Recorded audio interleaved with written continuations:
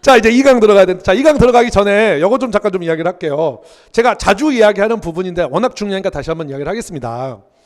여러분들이 저 공부를 할 때 1년 계획을 세우시잖아요. 그렇죠? 1년 계획을 세울 때 여러분들이 명심하셔야 돼요. 그러니까 정말로 많은 학생들이 패착을 두어서 실패하는 경우가 너무너무 많아요.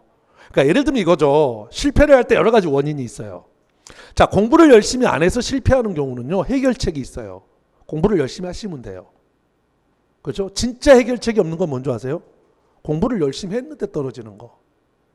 잘 생각해보면 그게 오히려 더 답이 없어요. 왜? 열심히 했잖아. 근데 떨어졌어. 답이 없어요. 물론 그 다음 더 열심히 하면 되긴 하겠죠. 그렇죠? 그 말은 뭐냐면 열심히 했는데 떨어졌다는 거는요, 전략이 잘못됐다는 거거든요. 근데 너무 많은 학생들이 전략이 잘못돼서 떨어진 경우가 너무너무 많아요. 헛 힘을 쓰는 거야. 그 헛 힘을 쓰는 것 중에 가장 많은 게 뭐냐면 문제풀이. 그러니까 기본을 익혀야 될 시기에 문제를 풀고 있고, 정작 이제 문제를 많이 풀어야 할 시기에 그때 가서 느껴 자기가 기본이 부족하다는 것을. 그래서 하반기 가서 오히려 더 기본 강의를 들어. 완전히 바뀌었죠. 정말 잘못된 생각이에요. 그래서 내가 가장 싫어하는 말, 학교생들이 맨날 그런 이야기를 해요. 뭐 하루에 10문제씩 이상은 꾸준히 푸는 게 도움이 됐다. 이런 말 들으면 나쁜 놈들입니다. 지금 합격했다고. 여러분, 그거는요, 합격생들의 이야기예요. 합격생이라는 거는 잘 생각을 해보면 어느 정도 기본이 있을 가능성이 높아요. 그러니까 기본이 있는 상태에서 하루에 10문제씩을 푸는 건 정말 좋습니다. 근데 문제는 뭐냐? 기본이 없는 학생이 그걸 따라간다는 거야. 그게 가장 큰 문제예요. 왜 문제인지 한번 제가 설명을 드려볼게요. 잡아보세요. 자, 1년 계획을 세운다라고 하면 우리가 여기서부터 세우는 것보다는 뒤에서 세워주는 게 좋아요. 그러면 자, 내가 만약에 4월 국가직을 목표로 한다 라고 하면요, 자, 먼저 여러분들이 따져봐야 될 건, 그럼 내가 모의고사를 언제 풀 것인가? 그쵸? 모의고사를 뭐 어떤 학생은 방금 제가 쉬는 시간에 질문해서 뭐 12월, 뭐 1월, 뭐 빠른 학생 뭐 10월, 11월 뭐 이러는데, 잘 생각해 보세요. 여러분들 모의고사를 한 해분 푸는데 걸리는 시간이 얼마 정도 걸려야 돼요? 30분이 넘어가면 안 된다고. 30분이 넘어간다는 거는요, 다시 말하면 그 친구는 기본이 부족한 거예요, 아직도. 오케이? 여러분 생각을 해보세요. 자, 100분이에요. 100분에 우리 100문제를 풀어요. 자, 국어가 있고요, 영어가 있고요, 국사가 있고요, 선택 과목 2개가 있죠. 그렇죠? 그러면 봐보세요. 영어를 40분에 푼다? 국어 여러분들 아시죠? 요즘 지문이 점점점 길어지고 있는 거. 제가 볼 때 국어 20분에 쉽지 않아요. 그렇죠? 그러면 100분 중에 마킹하는 시간 5분을 빼야죠. 5분 빼야죠. 그럼 몇 분 남는 거죠? 여기서 이미 60분이니까 35분 남는 거죠. 맞아요. 그럼 어떻게 해야 되죠? 15, 15, 15. 이거 맞나요? 맞나요? 계산? 이상한데? 그렇죠. 바보죠. 45가 되죠. 어차피 너무 많더라고. 자, 요거 국사입니다. 10분. 뭐 10분, 10분. 뭐 하나만 국사 여기로 5분 할까요? 이래야지 35분이 나오죠. 맞아요. 이거 이렇게 풀 수 있어요? 쉽지 않아요. 국어도 요즘은 20분 안에 풀기가 쉽지 않다니까요. 그러니까 문제가 뭐냐면요, 영어를 40분을 투자를 해버리면요, 틀림없이 딴 데서 작살나는 수가 있어요. 그렇잖아요. 이거 정말 중요한 이야기입니다. 그래서 영어는 30분 안에 풀 수 있는 실력을 갖춰야 돼요. 그러면 그 실력이, 봐보세요. 그러면 그 실력이 갖춰져서 이제 모의고사를 풀어. 그러면 30분이 걸린다고 합시다. 그거 복습하는데 얼마 걸려요? 그게 1시간이 걸리면 안 되는 거야. 그럼 그 친구는 기본이 없는 거야, 아직도. 아니, 그렇잖아요. 문제 20문제 풀었어. 기본이 있으면, 자, 예를 들어서 내가 80점대야. 4문제 틀리는 거잖아요. 그럼 그거 잘 보면 되지. 뭘 다 보나? 1번부터 10번까지 왜 다 보나? 이거부터 가볼까요? 왜 우리가 모의고사를 풀어야 되죠? 그럼 이거부터 가볼까요? 왜 우리가 모의고사를 풀어야 되죠? 모의고사를 푸는 목적이 뭐예요? 실전 감각이에요. 거기서 뭔가를 새로운 걸 배우겠다는 생각을 하면 안 돼요. 실전 감각이란 말이야. 영어는 감이잖아요. 언어적인 게 있으니까. 그러니까 내 영어의 그 어떤 감을 극대화시켜서 시험장에 가는 거예요. 이해되십니까? 좀 잘난 체는 아닌데 솔직히 공무원에서는 그런 경우를 많이 못 봤는데, 저는 수능도 가르치거든요. 수능 영어가 진짜 어려운 건 어렵습니다. 근데 가끔은요, 학생 중에 나보다 더 문제를 잘 푸는 친구들이 있어요. 갑자기 제가 신뢰가 떨어지죠.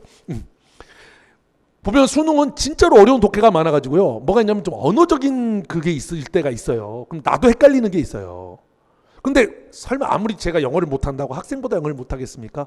근데 학생 중에 진짜 있단 말이에요. 워낙 나는 문제를 많이 풀지는 않잖아요, 사실은. 정말 많이 문제를 풀어서 문제풀이에 대한 감이 좋은 학생들이 진짜 기가 막힌 친구들이 있어요. 그냥 몇 개를 쭉쭉쭉 해서 가는 친구들이 있어요. 이해되죠? 그런 친구들이 있단 말이에요. 사실은 마지막에 여러분들이 그렇게 돼야 되는 거야. 그게 모의고사의 목적이에요. 두 가지. 실전 감각이 익히는 거, 영어의 감을 극대화시키는 거. 그래서 아시겠지만 저는 모의고사가 실전하고 똑같이 가요. 시험지도 똑같아요. 폰트까지 똑같아요. 이해되셨어요? 그럼 자 봐봅시다. 다시 30분의 모의고사를 풀고 복습은 30분으로 끝나야 돼요. 원래 그 이상 뭐 할 게 뭐가 있나. 그러면 1시간이면 한 회분을 풀죠. 한 회분을 풀고 복습하죠. 영어 하루에 1시간만 하는 거 아니죠. 만약 3시간 한다 그럽시다. 한 달 동안에요 90회 모의고사를 풀 수 있는 거예요. 이 90회 모의고사 구하기도 힘들어요. 그게 돼야 되는 거예요. 그러니까 사실은 극단적인 이야기로 모의고사는 3월부터 들어가도 돼요. 다만 제가 권하는 거는 그래도 2월부터 들어가는 게 저는 좋다고 봐요. 그래서 하루에 한 회분에서 2회분의 모의고사를 풀고, 풀다 보면 내가 약한 부분들을 좀 공략할 시간이 있어야 되니까. 제 말이 무슨 말인지 이해되십니까? 그럼 2월이라고 합시다. 그럼 그저는 뭐 하냐 이거야. 그죠? 이렇게 가셔야 돼요. 보세요. 만약에 지금 7월이다. 그럼 저는 7월부터 12월까지는 기본을 쌓는, 물론 이거는 그냥 제가 하나의 유형화를 시킨 거고 점수대에 따라 또 다르긴 하겠죠. 근데 일반적으로 이제 기본이 약한 친구들은 요때 기본을 쌓으셔야 돼요. 기본 쌓는 게 쉽지 않다고. 여러분들 기본이라고 생각을 해봅시다. 그럼 먼저 뭐 있어요? 어휘. 그렇죠? 어휘가 그렇게 쉬워요? 여러분들 어휘 한 몇 회독 정도는 해야 돼요. 최소한 10회독 이상은 해야 돼요. 한 책에 대해서. 예를 들어서 저는 그렇게 이야기합니다. 복하익스님 같은 경우 제 책인데 저는 제 책만 보라고 안 해요. 복하익스님을 10회 봤다. 그럼 그 다음에는요. 다른 교수님 거 책을 하나 더 보시는 게 좋아요. 그렇게 해서 시험 전까지 최소한 어휘책은 2권은 보셔야 돼요. 10회독이 굉장히 많은 것 같은데요. 사실은 앞에 1, 2회독이 시간이 많이 걸리지 그 다음부터는 빨라져요. 뭔 말인지 이해됩니까? 그런데도 어쨌든 간에 어휘하는데 시간 많이 걸려요. 생각보다. 그렇죠? 그 다음요. 구문이에요. 자, 제 합격영어 구문편이 제가 27강인가 그래요. 27시간이에요. 근데 끝난 게 아니죠. 이걸 적용훈련을 해봐야 될 거 아닙니까? 그럼 최소한 여기에요. 50시간에서 100시간 이상의 적용훈련이 필요해요. 여기가 가장 중요해요. 이 두 개가.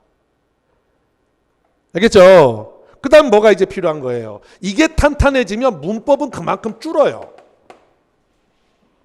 제 것 문법하고 아까 말했지만 저의 문법은 크게 두 개입니다. 합격영어 문법편 플러스 문법풀이 전략서라는 게 있어요. 이 두 가지가 같이 들어가야 돼요. 그거 하는데 제가 좀 까먹었습니다만 한 30시간 정도 될 거예요. 근데 여기가 탄탄해지면요. 그 다음 요것도 적용훈련 해봐야 될 거 아닙니까? 그럼 저는 이제 문법 천재, 나중에 제가 커리큘럼 설명을 드립니다. 문법 천재라는 게 있는데 그거 하시면 돼요.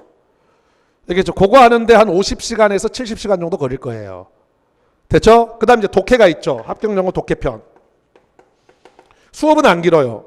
한 20시간이면 될 거예요. 근데 이것도 똑같죠. 독해가 어렵다고 그랬잖아요. 이거는 최소한 100시간 이상은 걸려야 돼요. 적용훈련 해보셔야 돼요. 여기까지가 기본이에요. 근데 보세요. 자, 어떤 친구들이 있느냐? 기본도 없는데 어디서 어이없는 문제를 풀어야 된다 해서 문제풀이 하루에 10문제를 풀어요. 그럼 봐보세요. 기본이 없으신 분들은 뻔해요. 문법 10문제 푸는데 한 30분 걸릴걸요? 더 걸리죠. 그거 복습하는데 한두 시간이 걸려요. 왜? 기본이 없으니까. 이해돼요? 거기서 벌써 시간을 다 잡아먹어요. 아니 그걸 왜 거기서 하냐고. 제 말이 무슨 말인지 이해되십니까? 이게 먼저 돼야 돼요. 이게. 그렇죠? 그래서 이 적용훈련까지가 여기서 끝나야 돼요. 기본 익히는 거고 여기가 적용훈련. 저는 여기가 이제 다 저는 교재가 천재 시리즈입니다. 구문 천재, 문법 천재, 독해 천재. 알겠어요? 여기까지 해야 되는 거예요. 이거 할 시간에 보면 뭘 하냐면 문제 풀어. 그래, 거기에 시간을 투자는 이걸 제대로 하겠냐고요. 못하지. 그래, 꼭 이제 요때 와서 이제 자기가 느껴요. 기본이 없네. 정작 이 시간에 이제 뭐 하냐면 구문을 어떻게 공부해야 되나요? 이미 이때 와가지고 구문을 어떻게 공부해야 하다 하는 순간 솔직히 미안하지만 이 친구는 그 해 합격은 힘들어요. 너무 많아요, 이런 친구. 주변에 봐보세요. 많죠? 많을걸요. 그러니까 기본이 안 돼 있으면 기본을 먼저 익히는 거고요. 그래도 불안하다면 문제를 푸시는 건 나쁘지 않아요. 그럼 뭐 한 일주일에 하루에 문제 난 아니라고 보고요. 그럼 일주일에 한번 토요일 정도 하루 잡아서 한 10문제 정도를 풀어본다 할지 20문제 정도 한번 풀어보고 좌절하고 당연하겠죠. 기본이 안 돼 있는데. 이런 건 나쁘지 않아요. 전후가 바뀐 친구들이 너무너무 많아요. 미치겠어. 나는 왜 그런지를 모르겠어. 이해되십니까? 이게 돼야 되는 거예요. 이게. 지금은 아까도 제가 저 1강에서 이야기를 했습니다만은 독해가 어려워요. 독해라고 하는 거는 생각보다 시간이 많이 걸린다니까요. 예전처럼 문법이 어렵고 문법이 어려운데 단편적인 문법을 물었을 때는 말 그대로 내가 아냐 모르냐잖아요. 그렇죠? 그러니까 그거는 그냥 그 문법을 알면 맞추는 거야. 안만큼 맞춰요. 지금은 다르다고. 독해는 내가 안다고 해서 맞추는 게 아니라고요. 독해를 맞추려면 이해돼야 되죠. 이해돼야 된다고. 엄청 많이 걸려요, 독해는. 시간이 안 많아요. 그러니까 독해가 어려울수록 사실은 공부량이 많아지는 거예요. 그 착각을 하더라고. 뭔 말인지 아셨죠? 그래서 제가 지금 문법 이야기를 하고 있는데 지금 구문을 강조한다는 건 사실 저한테는 도움이 안 돼요. 왜냐면 그러면 난네 문법 들으려고 근데 나 다시 구문 가야 돼 이렇게 되는 거니. 근데 그거를 저는 학생들이 이상하게 공단기 쪽에다가 합격 후기를 올리지 않고 제 카페 쪽에 올리거든요. 한 번 정도 여러분 카페에 가셔서 합격 후기 수강 후기들 보세요. 그러면 제 합격한 학생들의 공통점입니다. 다 뭐냐면 진짜 이게 중요한 것 같아요. 이게 확실하게 되니까 그 다음이 쉽더라고요. 적용이 쉬워지더라고요. 당연한 이야기죠. 알겠죠? 그래서 그렇게 되셔야 된다는 거예요. 알겠습니까?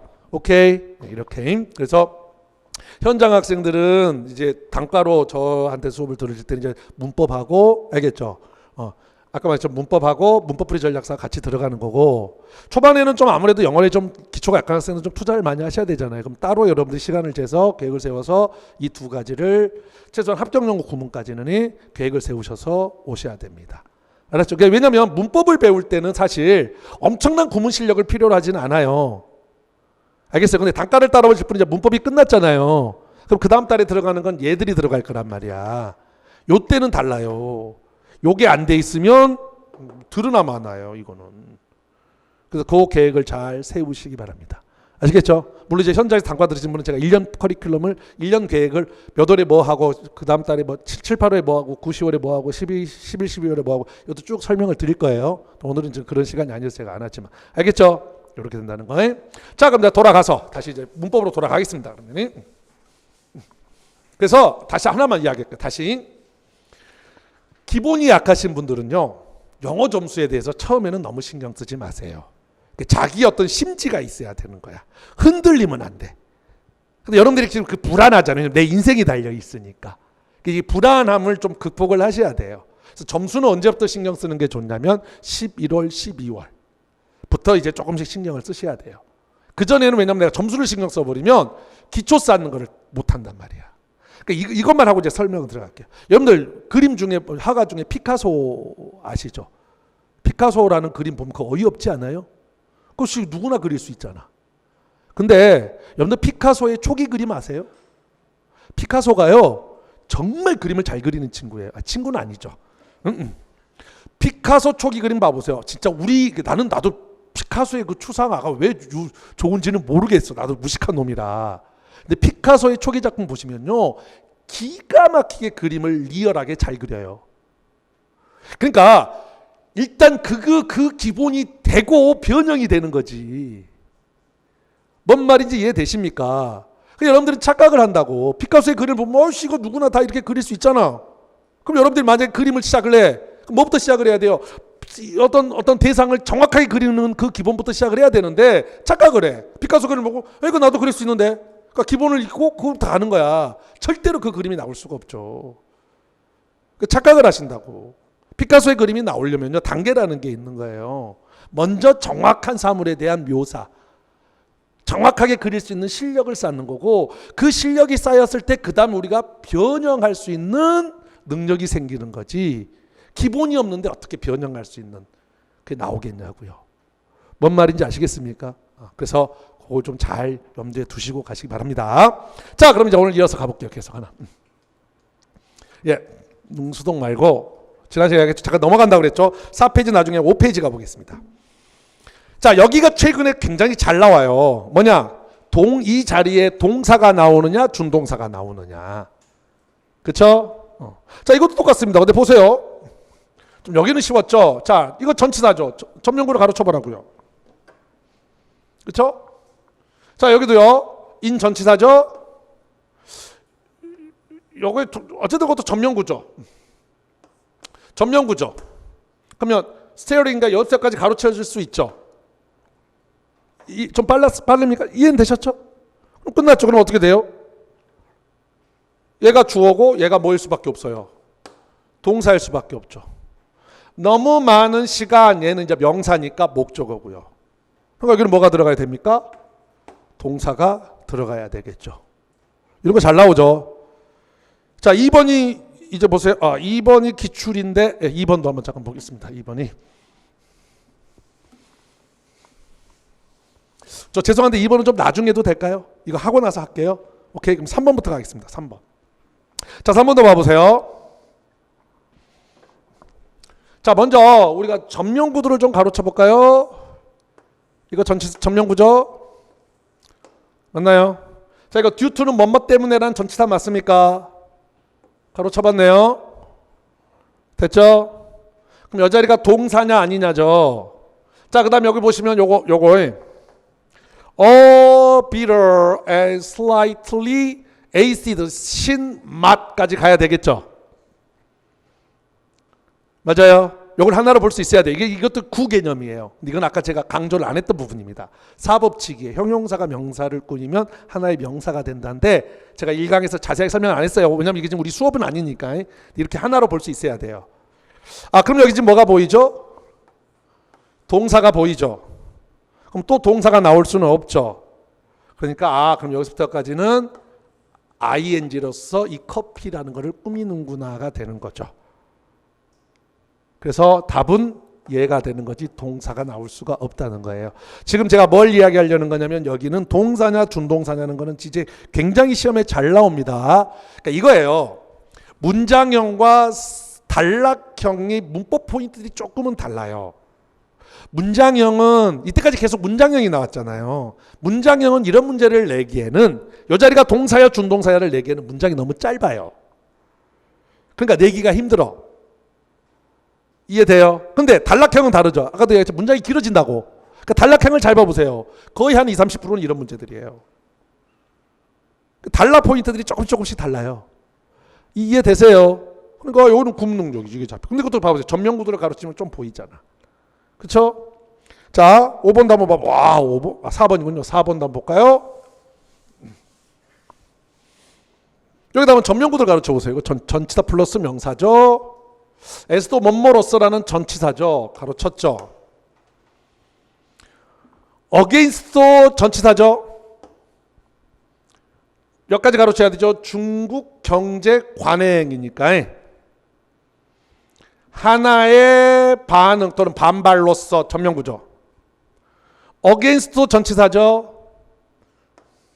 여기는 아직 안 배웠습니다만 얘는 얘를 꾸미는 겁니다. 이건 아직 안 배웠어요. 어쨌든 이렇게 아직은 이거 좀 어렵게 하는데 어쨌든 이렇게 되는 겁니다. 그럼 전면구를 가로쳤죠. 자, 남는 것만 보세요. 그러면 얘죠. 끝이죠. 그럼 당연히 얘는 뭐겠어요? 주어죠. 동사죠. 목적어죠. ing는 동사 될 수가 없죠. 이게 답이죠. 그러니까 지금 제가 뭘 했냐면 이것만 점령구를 가로쳐보자고. 점령구들을. 그러면 어렵지 않잖아요. 해석도 뭐 그렇게 어렵진 않죠. 그러면 도널드 트럼프는 offensive가 형용사의 뜻도 있고 명사로는 공격, 공세란 뜻이 있습니다. 공격을 시작했다 이렇게 되겠죠. 이거에 대항해서란 뜻이겠죠. 뭐 여러분도 알잖아요. 좀 트럼프, 우리 또라이 트럼프가 중국을 향해서 뭘 하고 있는지 알고 있잖아요. 되셨어요? 그러니까 이건 뭐냐면 이제 이거죠. 동사냐 준동사냐를 따지려면 결국 문장 구조를 파악해야 되는데 전명구만 가로쳐도 문장들이 좀 쉬워지는구나. 이걸 보여드리려고 노는 거예요. 되셨죠? 5번도 한번 봐볼까요?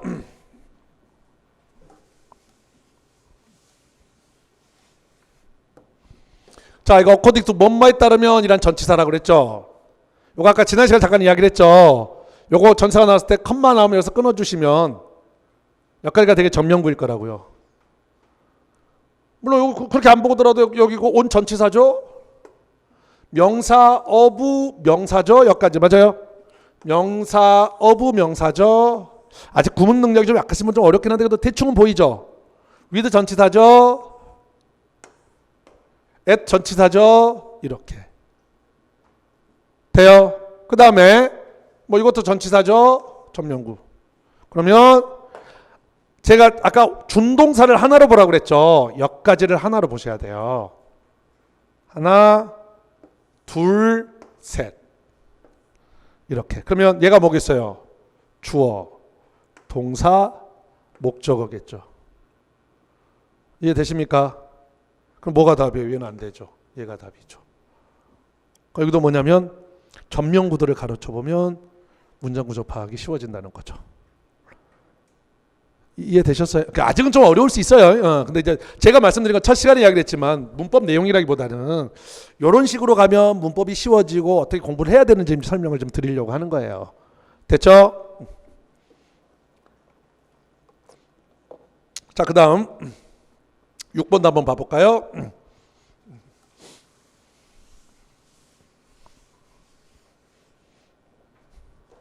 자, 전치사죠. 요건 이제 뒤에서 여기서 안 배우는데 문법에서 배웁니다만은 사람 다음에 뭔가 설명이 나오면 그 사람에 대한 설명이 나오면 동격이에요.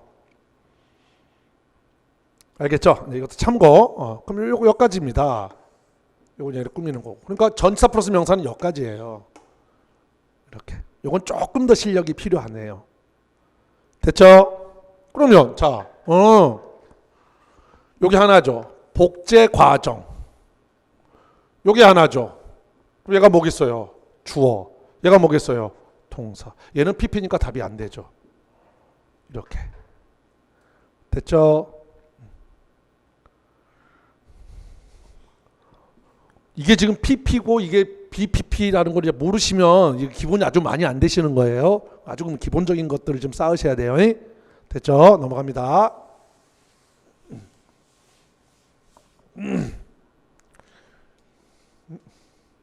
자, 7번 여기다 한번 볼까요? 봅시다. 저기도 똑같아요. 자, 이거 전치사죠. 뭐뭐로써. 여기까지네. 가로쳐버리고. 여기다 봐볼까요? 투 전치사죠. 명사인도 명사니까 이렇게 가로치면 되죠. In addition to 뭐뭐에 대해서 라는 것도 이거 전치사죠. 그렇죠? 이렇게 가르쳐도 되고요. 이걸 하나로 보시는 겁니다. 자, 이거 전치사죠. 이렇게요. 이거 전치사죠. 이렇게요. 그럼 뭐가 보입니까? 얘가 옥스포드 영어 사전이죠. 사전이고 옥스포드 사전이고. 요걸 하나로 볼 수 있어야 되고요. 요거 하나죠. 어떻게 돼요? 주어, 동사, 목적. 근데 전명구가로 치면 문장 구조가 보인다니까요. 됐어요? 그럼 뭐가 답이에요? 얘가 답이죠. 이렇게. 됐어요? 자, 8번 보겠습니다. 여기도 한번 봐볼게요. 여긴 조금 더 어려울 수는 있는데 어쨌든 잡읍시다. 명사고요. is가 동사죠. 여기는 명사 of 명사죠. 이해됩니까? lending money를 하나의 준동사로 보셔야 돼요. 자, 이거 전치사죠. 가로쳐버리고요. through도 뭐뭐를 통해서라는 전치사죠. 가로치는데 요 that은요. 요건 아직 안 배웠습니다. 근데 관계대명사로서. 여기서부터 여기까지가 얘를 꾸며요. 여기는 아직 좀 어렵습니다. 그냥 제가 해드릴게요. 어쨌든 전치사 플러스 명사는 여기서부터 여기까지입니다. 이건 아직 안 배웠어요. 여러분들이 관계사라는 걸 안 배웠기 때문에 제가 그냥 해드리는 겁니다. 아니면 이건 없다고 생각을 하시면 돼요. 지금은 이건 없다고 생각하시면 됩니다. 일단은 됐죠? 자, 그러면 저 보이죠? 봐보세요. 이거 뭐예요? 주어, 동사, 주격 보어죠. 그러면 또 동사가 나올 수 있어요? 없어요? 없죠. 그러니까 뭐가 답이, 얘가 답이 되는. 물론 여기가 조금 어려울 수 있는데 얘는 enabled라는 거는 과거형도 되고 pp라고 하는 완료형도 돼요. 자, 이게 조금 어려울 수 있는데 얘는 동사일 수도 있고 준동사일 수도 있어요. 그러니까 꼭 틀린 건 아니에요. 이 자리에는 동사는 못 와요. 준동사가 와야 돼요. 근데 얘는 이제 수동이고 준동사라고 한다면 pp로서 얘는 능동이에요. 그러니까 여기서는 이제 하나가 더 나가야 돼요. 뭐냐면 동사냐 준동사냐로 끝나는 게 아니라 중동사라면 이제 능동이냐 수동이냐예요. 이거는 우리 앞에서 했던 이제 능수동을 배우셔야 돼요. 근데 능수동이 어렵습니다. 사실은 문법 중에요 가장 어려운 게 능수동이에요. 여러분들 쉽게 생각하는데 가장 어렵습니다. 근데 여러분들 아세요? 시험에 최근 문법의 한 30% 이상은 다 능수동 문제예요. 여기가 어렵습니다. 그래서 요걸 좀 하고 들어갈까요? 그럼 앞에 잠깐만. 자, 능수동 가볼게요. 앞에 갑니다. 이제. 그래서 여기를 좀 하고 들어가려고 한 거예요.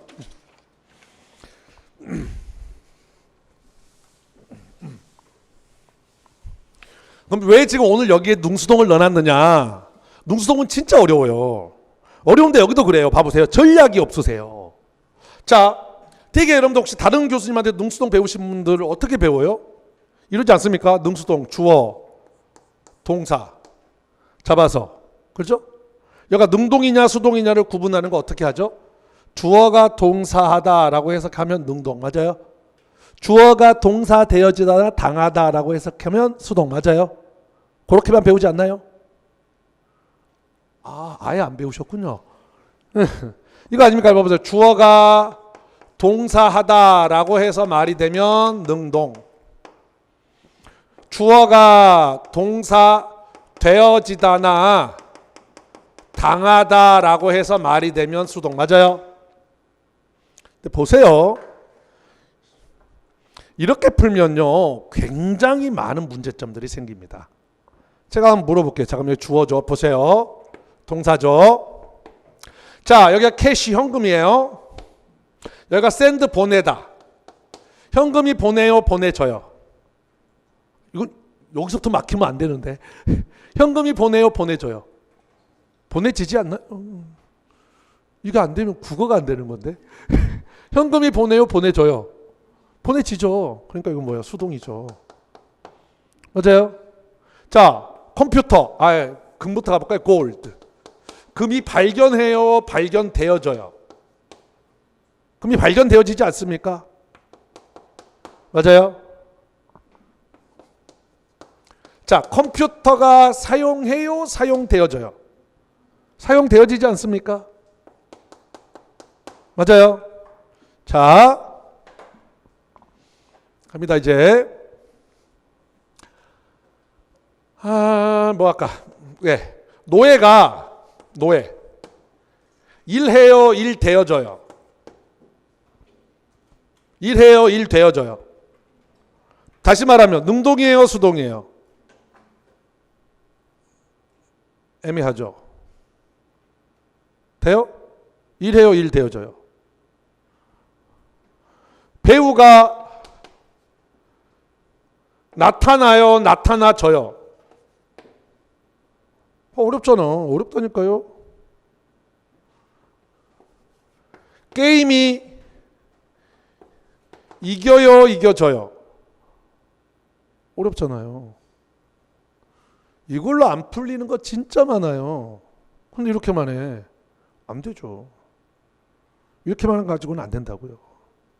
그래서 이제 보세요. 하나를 더 쓰는 게 좋아요. 그러니까 이게 안 될 때는 두 번째 방법을 쓰는 게 좋아요.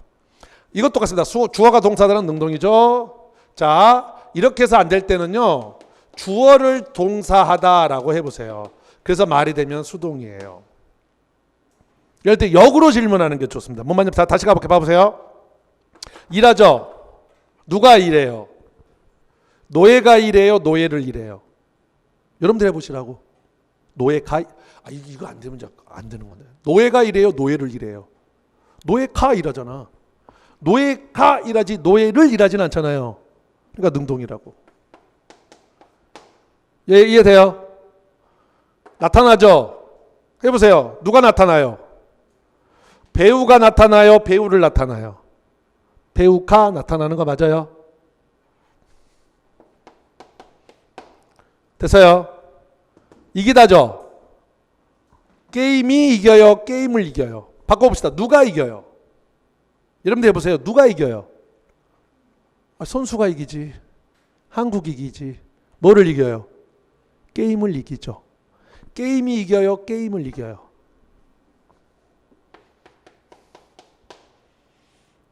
이해되세요? 이런 게 스킬이에요.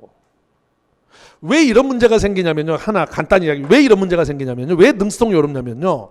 이거 할 때 제가 많이 이야기를 하는데 우리나라의 능수동이 이상해요. 사실은 영어의 능수동이 이상한 게 아니라 우리나라 말의 능수동이 이상해요. 이거 제가 구문이나 문법 시간에 많이 이야기하는데 문화적 차이예요. 우리는 정착 사회다 보니까요. 우리나라는 그러니까 언어는 문화의 영향을 받아요.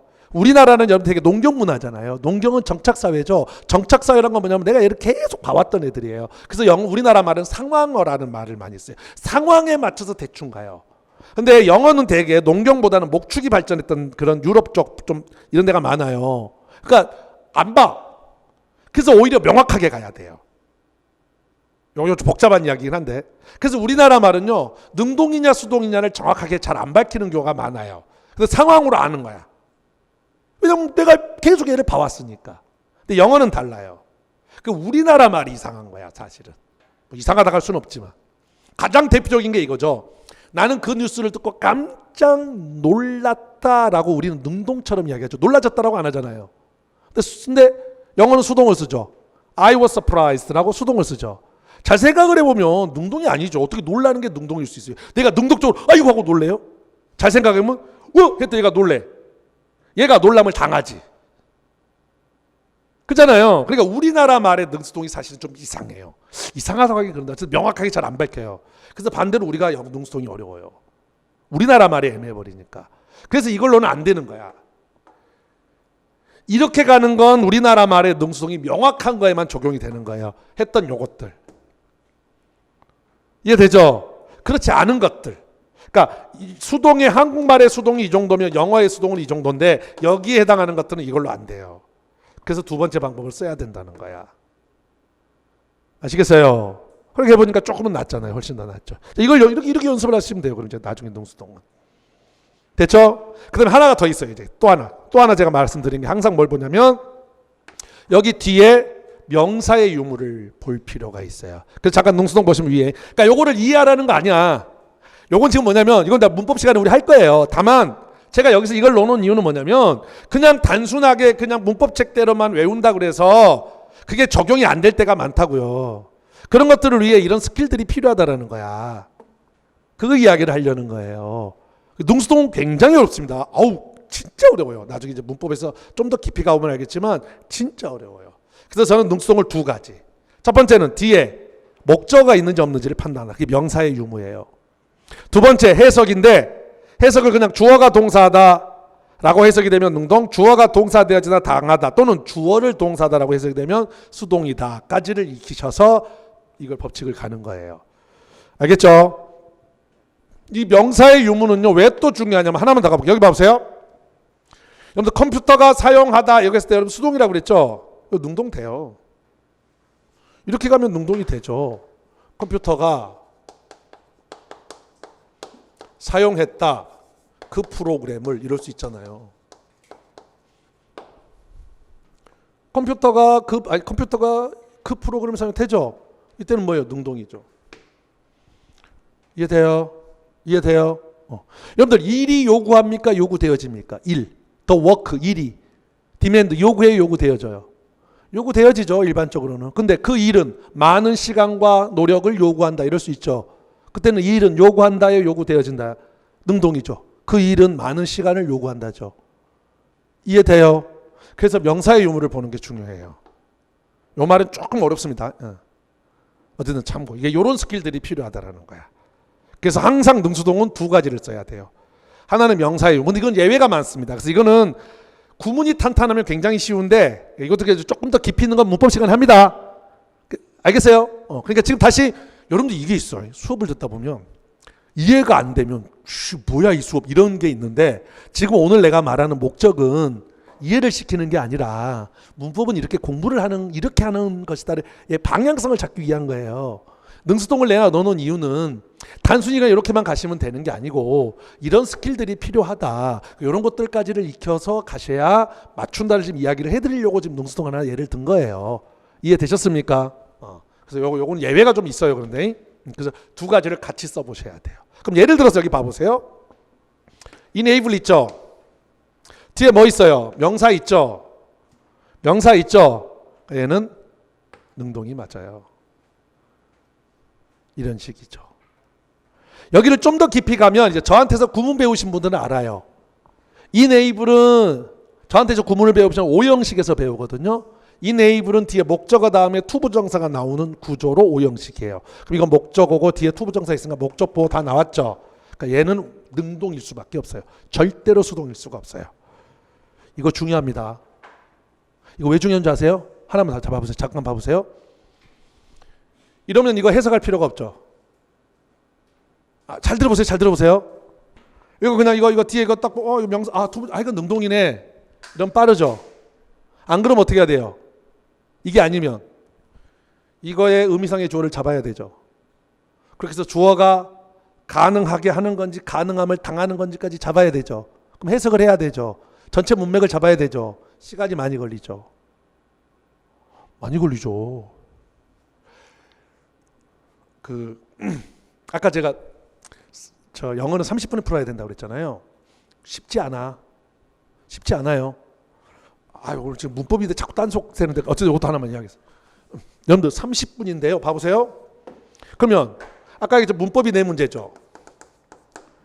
어휘, 이디엄, 생활영어가 6문제죠. 독해가 10문제죠. 그러면 시간을 내가 이런 생각 안 해보세요? 그러면 시간 배분에 대해서 시간을 빨리 줄여야 된다면 어디서 줄여야 되죠? 독해요? 보세요. 독해에서 요즘은 시간 줄이기가 참 힘든 게요. 독해 10문제면 일치불일치가 보통 몇 문제 나오죠? 이번에 지방직도 일치불일치가 3문제 나왔죠? 제가 알기로 일치불일치 좀 헷갈리네? 요즘 일치불일치가요 많이 나와요. 국가지구 지방지구 간에 2문제에서 3문제 정도가 나와요. 빈칸이 보통 여기도 한 3문제, 여기가 2문제에서 3문제, 그렇죠? 빈칸이 3문제에서 4문제 맞아요. 그다음에 순서, 그죠? 그다음에 뭡니까? 그 문장 삽입. 한 문제가 꼭 나오죠. 합쳐서 2문제. 그렇죠? 그래서 잘 보시면 봐보세요. 여기 2문제, 여기 3문제, 여기 2문제만 해도 몇 문제예요? 7문제죠. 일치불일치 빨리 풀어요? 절대 못 풀어요. 제가 그래서 나중에 문제풀이 할 때 팁 중에 하나 드리는 팁 중에 하나가 뭐냐면 일치불일치 중에 지문이 길고 보기가 긴 것들은 맨 나중에 풀어라라는 굉장히 중요한 팁을 드립니다. 나중에 그건 설명을 드릴게요. 어쨌든 일치불일치 쉽게 빨리 못 풀어요. 빈칸 어렵죠? 빨리 못 풀어요. 어렵잖아요. 못 풀어요. 사실 우리가 빨리 풀 수 있는 게 어디냐면 주제 제목, 요지 주장인데 주제 제목, 요지 주장이 많이 나오면 2문제예요. 이해되세요? 보통 주제 제목, 요지 주장이 한 2문제. 그 다음에 문단의 일관성 뭐 이런 것들이 한 문제. 어조신경 분위기 나오면 이거 고맙고. 생각보다 독해가요. 빨리 풀 수 있는 문제가 이거라니까 옛날에는 이렇게 안 나왔어요. 이렇게 많이 안 나왔어. 그러니까 빨리 풀 수 있는 유형들이 많았어요. 지금 아니라니까. 30분 안에 푸는 게 쉬운 이야기가 아니에요. 그래서 제가 강조하는 게 어디를 강조하느냐. 첫 번째 어휘. 어휘는요 명확하면 보통 동의어 나오잖아. 이건 이거지. 그죠? 그럼 그냥 넘어가 되죠. 근데 그렇게 잘 안 되죠. 그러니까 어떻게 해야 돼요? 해석을 하죠. 그죠? 해석하면서 시간 보내잖아요. 오이 명확하게 가셔야 돼요. 그래 딱딱 바로 해석 않고 가죠. 그 다음이 문법이에요. 역설적으로 우리가 생각할 때 잘 보면 시간을 줄이면 여기서 줄여야 된다는 생각을 많이 하는데 생각보다 여기서 많이 못 줄여요. 여기서 줄이셔야 돼요. 문법에서 시간 줄이는 것 중에 하나 중요한 게 그래서 이제 아까도 이야기했지만 그럼 문법에서 시간을 줄이려면 아까 같이 그런 게 있어야 돼요. 아까 제가 말씀드리지만 가로치고 요건 요네 라고 해야 되는데 그게 아니고 이렇게 보고 있으니 미칠 일이지 이게. 그렇죠? 능수동 시간 걸려요. 근데 제가 말했던 이런 포인트 잡으면 생각보다 빨라져요. 제가 그거 좀 설명을 드리는 겁니다. 이런 것들이 필요하다라는 이야기를 좀 하려고 하는 거예요. 됐죠? 자, 그럼 다시 돌아갑니다. 아까 여기 2번도 잠깐 봐볼까요? 여기 2번. 넘기지 마시고 5페이지에는 2번. 여기다 잠깐 봐보세요. 요거 was가 동사 아닙니까? 이건 주어겠죠? 자, 이건 명사부 명사죠? 맞나요? 여기가 조금 어려운데 얘는 요거랑 연결되는 겁니다. 얘도 명사죠? 그럼 자 봐봅시다. 이미 얘가 뭐고요? 주어, 동사, 얘가 주격 보어죠? 그럼 여기 동사 나와요? 못 나와요? 못 나오죠? 근데 얘는 뭐일 수 있어요? PP일 수가 있다고. 그럼 얘는 뭐고요? 수동이고요. 얘는 능동이죠. 그러니까 이거는 이 자리에 동사가 오느냐 준동사가 오느냐에서 끝나는 게 아니라 여기는 준동사가 오네 하더라도 능수동을 풀어야 돼요. 근데 뒤에 뭐 있어요? 명사라는 목적어가 있죠. 얘는 능동이 맞아요. 해석을 하는 게 아니고 여기까지 가셔야 돼요. 나중에 문법 할 때는 여기까지를 가셔야 시간이 줍니다. 안 그러면 이제 해야 돼요. 이 땅이 지지를 하는 건지 지지당하는 건지 부양을 하는 건지 부양당하는 건지를 잡아야 돼요. 근데 봐보세요. 언뜻 느낌상으로는 땅이 부양해요? 부양되어져요? 부양되어질 것 같잖아. 그렇죠. 근데 여기는 해석상 이 땅이 이 동물들 애니멀 라이프를 부양한다예요. 땅이 부양을 하는 거예요. 그래서 능동이에요. 어려워. 근데 뒤에 이거는 삼형식밖에 목적어 능동. 훨씬 쉽지. 아직 이해가 안 되더라도 지금 제가 말하는 거 알겠어요? 나중에 문법을 배워서 여기까지 도달하셔야 돼요. 그래야 빨라져요. 됐죠? 그럼 자 앞으로 가보겠습니다. 이제 앞으로 가봅니다. 4페이지 가볼게요.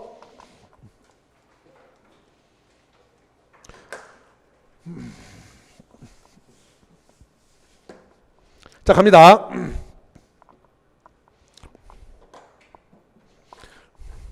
자 이것도 한번 봐보세요. 이거를 선택형이라고 생각하지 말고 문장형이라고 생각해 보세요. 그러면 자 S 전치사죠. 명사부 명사죠. 가로칩니다. 자 throughout 전치사죠. 가로쳤죠. 자 in 전치사죠. 가로쳤죠. by 전치사죠. 가로쳤죠. 이 가로친 거에서 물을 거 하나도 없어요. 요거 하나 정도인데 이거는 중요한 거 아닙니다. 물을 거 없어요. 오케이? 그러니까 아직은 뭔 말인지 모르지만 제가 지난 시간에 이야기했듯이 명사, 대명사, 관사, 전치사가 정확하면 여기 물을 게 없어요. 됐죠? 그럼 끝났어요. 얘 뭐죠? 주어. 얘 뭐죠? 동사죠. 오케이? 그럼 만약에 예를 들어서 요게 요렇게 나왔다고 합시다. 요렇게. 그럼 동사는 맞죠? 그럼 수일치를 따지는데 과거형이니까 수일치 안 따져도 되죠? 그러니까 이거 나중에 제가 설명드리는 겁니다. 잘 들어보세요. 이거는 이제 여기서 그럼 하나 설명을 드릴게요. 여기 잠깐 보세요. 제가 문법은 구문 중요하다고 이야기를 했고요. 그 다음에 이제 시스템적인 게 중요하다는 이야기를 많이 해요. 그 다음에 세 번째가 어휘적인 접근이 중요하다는 이야기를 많이 해요. 이게 제 문법에서 가장 큰 전략이에요. 그럼 시스템적이라는 건 뭐냐? 그러니까 이런 게 없어. 자, 예를 들어서 가장 많이 묻는 게 동사거든요. 그럼 여러분 동사가 나왔을 때 뭘 생각하죠? 대부분 쌤들이 이렇습니다. 봐보세요. 만약에 여기가 수일치를 물어. 그럼 여러분들 자 여러분들 요거는 수일치를 묻죠. 수일치를 설명해요. 자 거기가 보니까 능수동이 틀렸어. 그럼 어떻게 하냐면 여러분들 보세요. 여기 능수동 묻죠. 이렇게 간다고. 제 말이 무슨 말인지 아직 이해 안 되죠? 자 만약에 이렇게 나왔어. 그럼 자 다 봐보세요. 이렇게 나왔어. 이렇게 나왔다고 합시다. 이거 뭐 물어요? 능수동 묻나요? 능수동 묻나요? 수의 일치는 묻는 거 아니에요? 만약에 여기가 이렇게 안 되고 were invented야. 그럼 이건 수일치가 틀린 거잖아요. 주어가 단수잖아. 제 말이 무슨 말인지 이해돼요? 여러분들 뭐냐면 BPP가 나오면 무조건 능수동이라고 생각을 한다고. 아니야. 수일치를 물을 수도 있다고요. 제 말이 이해돼요? 끝났나요? 시제 물을 수도 있잖아. 그렇죠? 우리 동사편에서 배우는 게 뭐예요? 수일치, 능수동, 시제, 가정법, 조동사. 그럼 그 5가지 다 따져? 어느 세월에? 이건 아니라는 거야. 이해돼요? 그럼 뭐냐? 그러니까 이런 시스템이란 건 이거예요. 나중에 결론만 이야기를 할게요. 아직 이해는 안 될 거야. 무조건 동사는요. 잡았잖아요. 수일치, 능수동 끝. 시제 안 따져요? 안 따져도 돼요. 가정법은요? 안 따져도 돼요. 조동사는요? 안 따져도 돼요. 그건 나중에 있습니다. 어쩔 때 시제를 묻고 어쩔 때 가정법을 묻고 어쩔 때 조동사를 묻는지는 제가 나중에 설명을 드려요. 무조건 동사는 수일치, 능수동이에요. 알겠어요? 그렇게 그게 전략이야. 근데 여러분들 그런 게 없어. 준동사가 나왔어. 뭘 묻는지를 몰라버려. 그러니까 틀리죠. 그러니까 가장 중요한 거는 이거예요. 문법은 앞에서도 이야기를 했지만 문법 자체를 몰라서 틀리는 거는 안 아까워. 왜? 내가 몰랐으니까. 진짜 문제는 뭐냐면 전략을 몰라서 틀리는 건 아까운 거예요. 근데 전략이 없다니까요, 여러분들은. 없어. 그냥 막 배워. 그러니까 아까도 말했지만 동사에도 어쩔 때는 수일치면 이건 수일치죠. 끝. 어쩔 때는 이제 능수동 물으면 이거 능수동이죠. 끝. 그 다음에 뭐 시제가 틀렸으면 여러분 시제죠. 끝. 근데 그 동사가 수의 일치를 물을지 능수동을 물을지 시제를 물을지 가정법을 물을지 조동사를 물을지 어떻게 아냐고. 그런 걸 안 배운 상태에서 문법을 배우는데 이거 어떻게 맞추냐고. 맞출 수가 없지. 그러니까 그런 거 배워봤어요, 여러분들? 아니 물어볼게요. 나 말고 준동사는 어떻게 따져야 되고 이런 거 해봤어요? 아마 그렇게 가르친 사람 없을걸? 그러니까 뭘 묻는지를 몰라버리는 거예요. 애초에 문법 자체를 이럴 땐 이런 걸 묻고 이럴 땐 이런 걸 묻는다 자체를 뭐 안 배우니까 여러분들이 그 현상이 벌어지는 거예요. 제 말이 무슨 말인지 이해되세요? 그러니까 제가 이제 문법에서 가르치는 건 그런 것들을 가르쳐요. 무조건 동사는 수일치, 능수동. 뭐 그다음에 뭐 인연도가 나오면 시제, 뭐 if가 나오면 이런 것들이 있어요. 그런 것들을 같이 배워야 되는 거야. 그러니까 단순한 문법 기본 개념이 아니라 당연히 기본 개념은 배우는 거고 그다음에 문제를 풀 때의 전략을 배워야 되는데 거의 대부분의 교수님들은 전략이 없어. 솔직히 말하면. 그러니까 이게 문법이 안 풀리는 거야. 제 말이 무슨 말인지 이해되십니까? 똑같잖아요. 관계사 나왔을 때 뭐 전략 있어요? 관계사 나오면 뭐 생각? 맨날 완전 불완전 끝? 아니죠. 없어요, 여러분들이 전략이. 그런 거 안 배워. 부사가 나왔을 때 어떻게 해야 되는지 그런 거 안 배워. 그러니까 이건 상당히 길긴 합니다만은 우리가 앞에서 봤던 어디 갔어?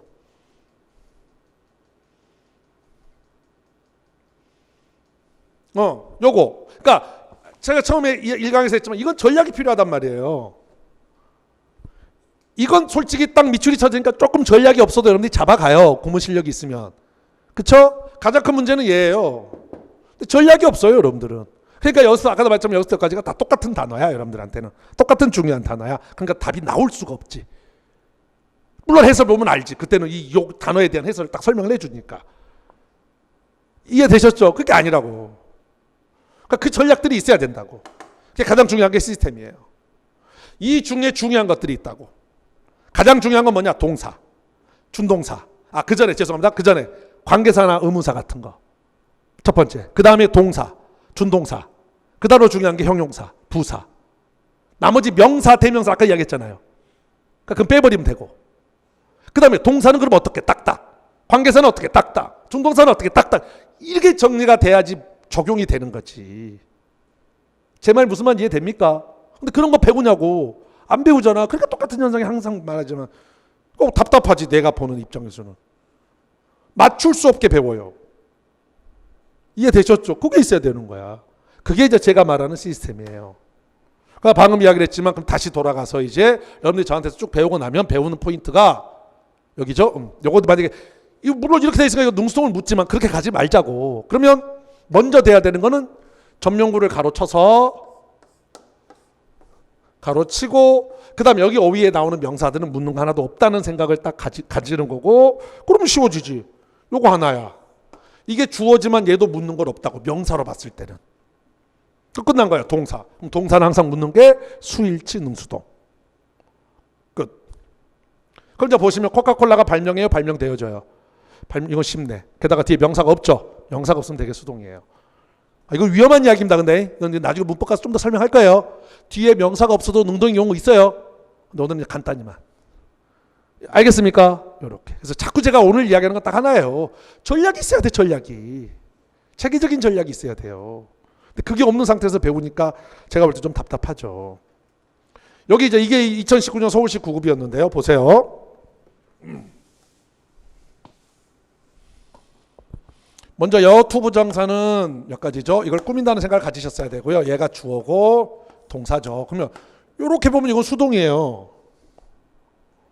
그죠? 그럼 자 봐보세요. 방법이 만듭니까? 만들어집니까?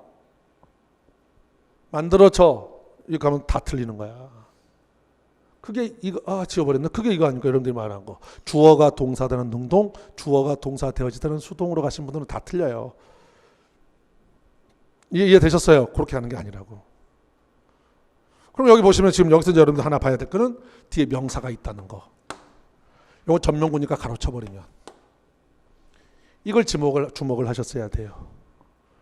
물론 make는 뒤에 명사가 나와도 수동이 될 수도 있고 능동이 될 수도 있습니다. 이런 건 다 배웁니다. 근데 해봐야죠. 방법이 변화를 만들죠. 누가 만들어요? 방법이. 뭐를 만들어요? 변화를. 이거 수동이 아니라 능동이네. 틀렸네. 라고 하셔야죠. 이해되십니까? 이렇게. 여기 선택형 아니었어요. 알겠습니까? 선택형 아니었어요. 여기 서울시는 이제 밑줄이 쳐져 있었습니다. 어쨌든 이렇게.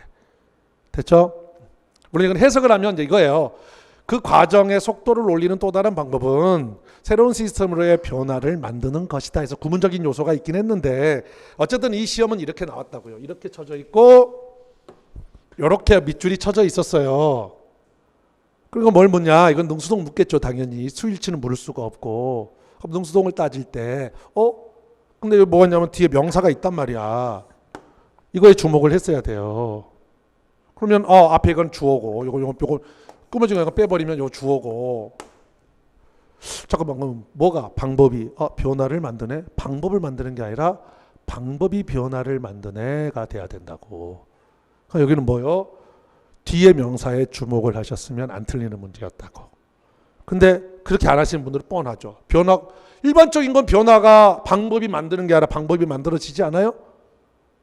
그러잖아요. 그러니까 수동 맞네 하고 간다고. 많이 틀리지. 그러니까 어떻게 배우냐에 따라 다른 거야. 근데 이제 틀려놓고 어쩌냐? 내가 복습이 부족해서 틀렸네. 이렇게 하는 거. 사실은 잘못 배운 건데. 알겠죠? 그래서 이거 잠깐 넣어놔봤고요. 됐죠? 자, 그 다음 거. 한번 봐볼까요? 3번. 자, 이거 전치사죠. 명사하고 명사. 가로쳐 볼게요. 전치사죠.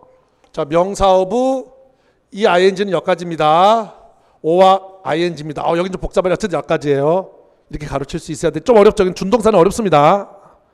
어쨌든 이렇게 저한테 배우시면 나중에 가로쳐져요. 그러면 얘가 주어죠. 요건 쉽네요. 그죠? 성형수술이 수행해요? 수행되어져요? 수행되어지죠. 게다가 뒤에 명사도 없죠. 그러니까 이렇게 됐어요. 다시 이해가 안 돼도 상관없어요. 오늘 목적은 딱 하나라 그랬어요. 어떻게 내가 문법을 공부를 해야 되겠구나를 지금 제가 이야기를 하려고 하는 거예요. 여기서는 뭐냐면 제가 지금 이야기하는 건 전략이 필요하다. 됐습니까? 그 다음에 전명구들 가로치면 문법이 쉬워진다. 됐죠? 넘깁니다. 여기도 잠깐 보시면 전치사죠. 명사부 명사죠. 가로쳐버리면 디보트가 여러분들 카네기가 전념해요? 전념되어져요? 애매하죠? 근데 뒤에 뭐가 있냐면 목적어가 있어요. 여기까지 있죠. 목적어. 나머지는 다 전치사 플러스 명사고. 여기까지구나. 여기 전치사 플러스 명사, 여기 전치사 A, B, C, and D잖아요. 어쨌든 이렇게 어쨌든 전면구도 가로쳐보자고. 그럼 여기서 이거죠. 능수동인 요건 얘가 주어고 동사죠. 제가 너무 말이 빠르나요? 다시 부사 전면구도를 가로쳐보라고요. 전면구도를 가로치면 문장들이 좀 단순화가 되잖아. 그럼 이것들 다 빼고 요것만 생각하면 되잖아요. 이게 능동이냐 수동이냐인데 뒤에 뭐가 있어요? 명사라는 목적어가 있잖아. 그러니까 얘는 능동이 맞겠죠.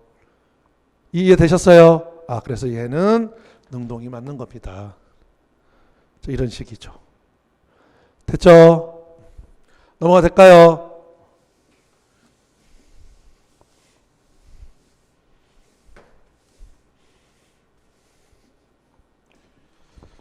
자, 5번 이거 봅시다. 자, 이게 이제 2017년 지방직 9급이었는데 문장형으로 나왔어요. 문장형인데 이것도 봐보세요. 이제 봐보세요. 자, 먼저 첫 번째 프람이 전치사죠. 가로치자고요. 명사 오브 명사죠. 가로치면 되죠. 묻는 거 없어요. 물론 얘 있어요. 얘 하나 있어요. 근데 어쨌든 신경 쓰지 맙시다. 일단은 알겠어요. 원래 요거 아까 지난 시간에 이야기했죠. 요걸 묻는 거 있다고. 단복수 묻는다고. 자, 그럼 이제 문장 구조 봐보세요. 명사죠. 동사죠. 맞아요. 요거 명사 자체는 묻는 거 없죠. 그럼 얘예요. 그럼 뭘 묻는다? 동사는 수의 일치, 능수동이요. 수의 일치는 맞나요? 단수니까 맞죠. 능수동이요. 근데 뒤에 뭐가 있죠? 이집트라는 목적어가 있죠. 그럼 얘는 능동이 맞겠죠. BPP는 수동이죠. 이렇게 가는 거라고요. 이게 전형적인 전략이에요. 다시. 그러니까 앞으로 여러분들이 이제 최종적인 건 이게 돼야 되는 거야. 봐보세요. 이걸 딱 보면서 어휘적인 접근 요거 하나는 배웠어요. 알아야 된다고. 잡아야 돼. is? 잠깐만, 이건 수의 일치를 묻네. 단순지 복순지를 묻네.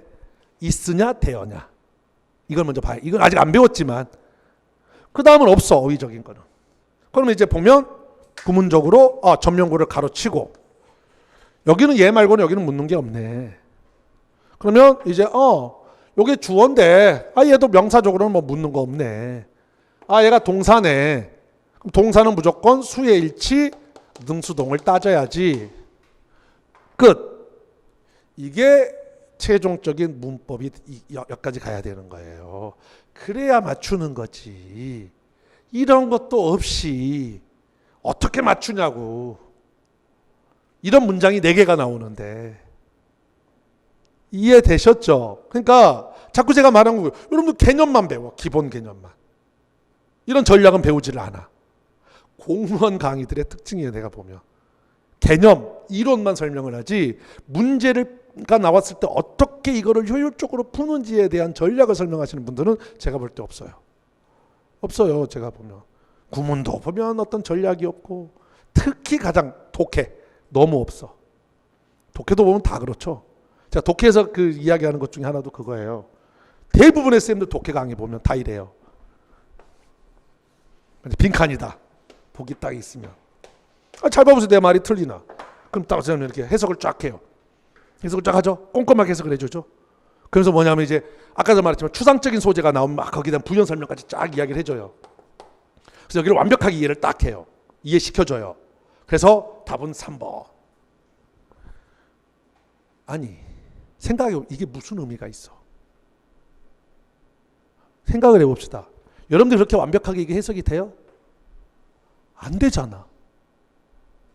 안 되잖아요. 그러면 우리가 문제풀이나 독해에서 뭘 배워야 되죠? 내가 해석이 안 돼도, 다시 말해 해석이 완벽하게 안 돼도 내가 해석 가능한 것만으로 답을 잡아갈 수 있는 그 실력을 길러야지. 그러니까 제 강의는 크게 2가지로 나눠져요. 실력을 쌓는 수업하고요. 이해됐죠? 스킬을 쌓는 수업 따로 나눠져요. 저는 실력을 쌓는 수업은 딱 2개예요. 어휘, 구문. 물론 문법은 그 중간입니다. 문법적인 건 실력도 쌓고 전략도 쌓고. 독해는 다릅니다. 독해는 스킬을 쌓는데요. 방금 말했던 꼼꼼한 해석은 어디서 해야 돼? 그건 구문에서 배워야지. 아니, 당연한 거 아니에요. 이해돼요? 여기는 뭡니까? 문제 푸는 스킬을 배워야죠, 당연히. 그렇겠잖아요. 근데 그런 건 안 해. 그럼 꼼꼼하게 해석 쫙 해주고 이해시켜주고 답. 이거 왜 들어 이거를? 그럼 지금 책 사서 혼자 뒤에 해설 보면 달 나와 있는데. 알겠죠? 똑같아요, 문법도. 좀 어떤 그런 스킬적인 기본 개념 배우고 이게 문제 나왔을 때 어떻게 접근을 해야 되는지를 배워야 되는 거지. 알겠습니까? 여기까지 가야 되는 거야. 그럼 문법이 쉬워요. 왜 쉽냐면 다시 한번 이야기합니다만은 예전처럼 아주 지엽적인 건 안 나온다고. 아주 지엽적인 건 안 나와요. 뭐 이 댐이 덜을 써야 된다, 안 써야 된다. 이건 옛날은 나올 수 있어. 예를 들어서 뭐 산맥은 덜을 쓰냐 안 쓰냐 이런 거 옛날에도 안 나와요. 이런 거는. 근데 나올 수 있어. 지금은 절대로 이런 문제는 안 나옵니다. 아까 말했잖아요. 문법이 범위가 줄었다고. 맞춰야 돼, 문법은 이제. 그래야 8, 90을 갈 수 있는 거예요. 알겠죠? 너무 안타까워. 사실은. 됐죠? 이렇게. 자, 그럼 여기까지 했고요. 자, 다음 시간에 이제 뭘 할 거냐면, 그래서 지금 여기까지 딱 두 가지를 냈어요. 하나는, 자, 다시 우리 문법에 있어서 구문이 중요하다. 알겠죠? 특히 전면구도를 가로쳐 보면 문법이 쉬워진다. 두 번째, 문법을 풀 때 먼저 첫 번째 시스템적인 거. 뭐가 중요하고 뭐가 중요하지 않은지를 잡아야 된다. 세 번째는 이제 요걸 좀 설명을 하려고 하는 겁니다. 어휘적인 거. 알겠죠? 그래서 다음 시간에 이제 어디 들어가냐면, 6페이지를 들어가도록 할게요. 좀 빨리 갈 겁니다. 알겠죠? 자, 여기까지. 자, 다음 시간에 이어서 하도록 하겠습니다. 수고하셨습니다.